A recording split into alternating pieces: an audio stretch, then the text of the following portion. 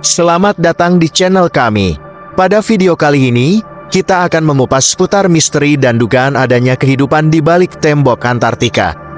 Sejak penemuan pertamanya pada awal abad ke-19, Antartika telah menjadi sumber inspirasi bagi para ilmuwan, penjelajah, dan teori konspirasi. Dalam video ini, kita akan menggali fakta-fakta menarik, serta misteri-misteri modern yang melingkupi benua es ini. Namun perlu ditegaskan, bahwa ini adalah informasi yang didapatkan dari berbagai sumber, dan bukan merupakan pendapat atau teori dan opini pribadi kami. Semoga sahabat bisa memahami dan lebih bijak dalam memahami video ini, bahwa dunia ini luas, dan masih banyak yang belum kita ketahui serta kita pelajari. Tokoh penting dalam penjelajahan Antartika adalah Admiral Richard Byrd, perwira Angkatan Laut pemegang Medal of Honor, medali tertinggi di militer USA. Ia tercatat sebagai penerbang pertama yang terbang ke Kutub Utara atau Arktik, dan Kutub Selatan atau Antartika. Bisa dibilang, ia adalah orang pertama yang mengetahui rahasia di balik Antartika. Ia menjelajah Antartika untuk pertama kalinya di tahun 1928 sampai tahun 1930, dengan 2 kapal laut dan 3 pesawat udara. Kemudian ia kembali menjelajah di tahun 1934 sendirian selama 5 bulan di Antartika. Penjelajahannya yang ketiga ini dilakukan di tahun 1939 sampai tahun 1940, di mana ia ditugaskan oleh pemerintah Amerika. Yang paling fenomenal adalah penjelajahannya yang keempat di tahun 1946 hingga 1947, setelah Perang Dunia Kedua yang terkenal dengan nama Operasi High Jump. Kali ini ia membawa pasukan militer lengkap, 13 kapal laut, termasuk kapal induk, dan 29 pesawat terbang termasuk helikopter, dan ini merupakan penjelajahan Antartika terbesar sepanjang kehidupan umat manusia. Yang menjadi pertanyaan adalah, mengapa ia perlu membawa pasukan sebanyak itu? Bahaya apa yang ditakutkan? Sampai sekarang tujuan sesungguhnya tidak pernah terungkap.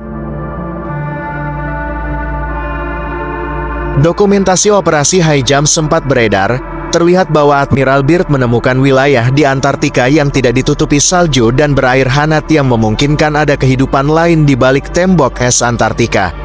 Dari dokumen itu diketahui bahwa Antartika kaya akan sumber daya mineral. Dalam wawancara Admiral Byrd di harian Chili pada tahun 1947, ia mengemukakan suatu pernyataan yang mengejutkan. Ia mengatakan bahwa Amerika perlu melakukan tindakan defensif terhadap serangan musuh yang datang dari Kutub Selatan. Musuh yang mana? Kenapa dari Kutub Selatan? Misteri ini masih belum terjawab hingga sekarang. Ekspedisi kelimanya dilakukan di 1956 hingga 1957, dikenal dengan nama Operasi Deep Freeze untuk membangun 3 pangkalan militer di Antartika. Yang jadi pertanyaan, jika Antartika kaya akan mineral, kenapa yang dibangun pangkalan militer bukan malah mengeksploitasi kekayaan Antartika? Padahal banyak perusahaan yang mengeksploitasi Kutub Utara dan dinginnya kutub bukanlah menjadi alasan. Apakah ia termasuk orang yang terlibat dalam konspirasi Antartika? Dalam wawancara, Byrd juga mengatakan bahwa ada wilayah seluas Amerika Serikat yang belum pernah dilihat oleh orang lain, letaknya di bagian lain Antartika.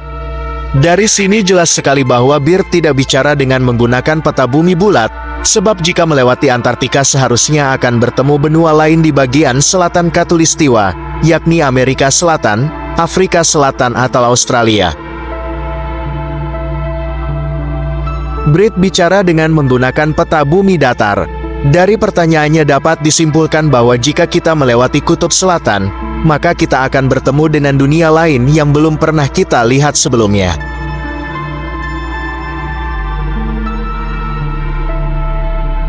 Peta itu ditemukan di sebuah kuil di Jepang yang dibuat sekitar 1000 tahun lalu.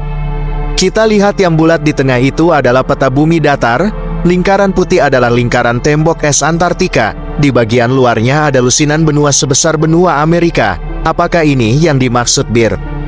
Apakah itu yang dikatakan Byrd sebagai ancaman untuk bumi? Pada tahun 1957, dimulailah perundingan Antarctic Treaty yang baru ditandatangani 2 tahun kemudian, yakni tahun 1959 di mana Antartika dideklarasikan sebagai daerah terlarang.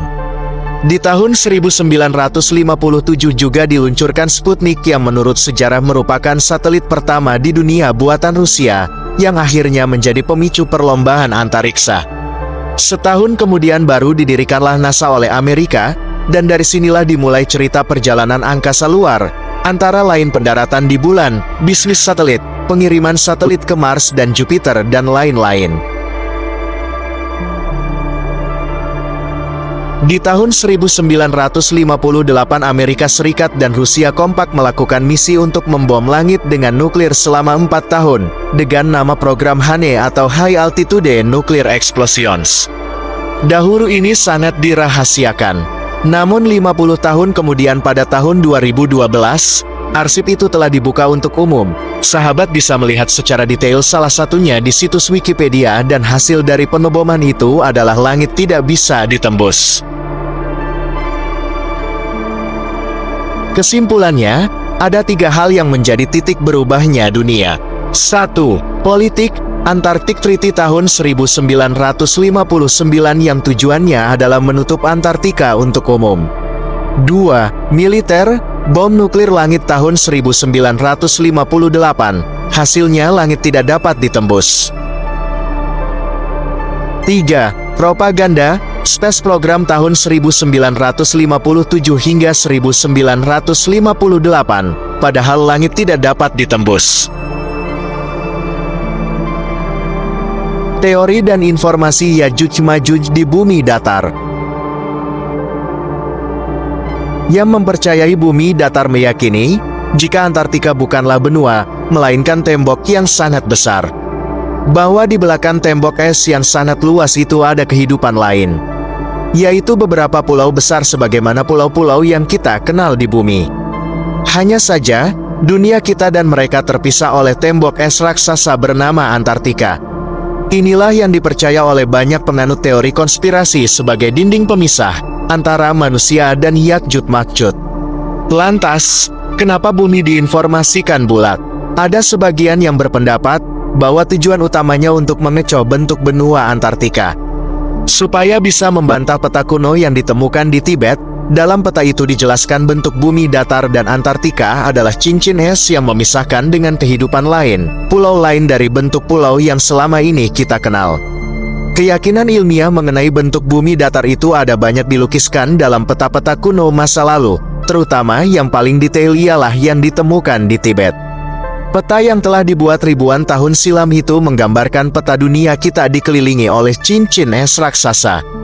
Di luar lingkaran es itulah, ada beberapa nama pulau aneh seperti Hapis, Pitapia, dan Thoth the Moving Island.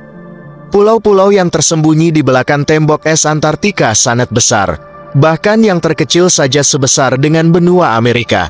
Lantas, kenapa pulau itu tersembunyi?